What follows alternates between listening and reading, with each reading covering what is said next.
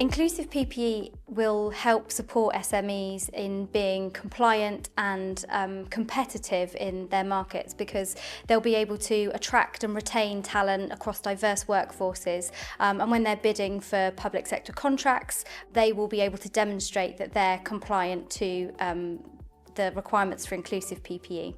The standard's been written in a way that is helped to give guidance to companies and individuals who are providing PPE for people who are working on their sites and within their organisations.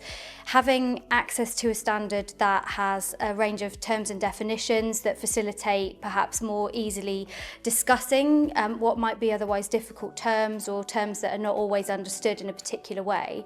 And it gives a good guideline for how to create a different culture in a business that looks more inclusively throughout the whole process of the PPE procurement and provision process. So we know that our workforces are getting more and more diverse, and that different generations are coming into workforce with different expectations and different requirements, but also we're seeing people living longer and working longer. So there are challenges at both ends of the age spectrum, just as an example, that employers need to be more and more aware of, and to have the facility to be able to incorporate those workforces and the benefits of doing that are really key. This standard is designed to help them understand PPE, which can be a really critical part of that process. If you're a woman who is working in a male-dominated industry and is being expected to wear unisex or male products, you can actually be putting those women at greater risk of injury from secondary risks of things like trips and falls, where you've got trousers that are too long or gloves that they're not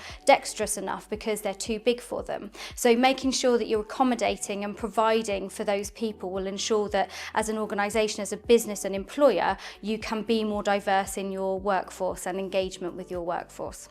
So the advice I would give to SMEs and other organisations looking to support and attract diverse talent into their organisations is, first and foremost, download it.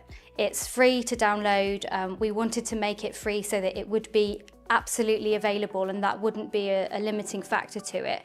Read it, use the guidelines. It's designed in a step-by-step process to take you through the pre-tender assessment all the way through to delivery and ongoing supply of those goods. So use it as a tool to be able to plan out how you're going to procure your PPE in the future. Use it as a tool to engage continuously with your workforce to make sure that you understand what your workforce looks like and what their needs are, and don't just stop once you've done it once. Continue to make sure that it is fit for purpose for those teams. It also will give you a whole range of ideas that will help a cultural change in a business to be more inclusive in the way that product is delivered into the users.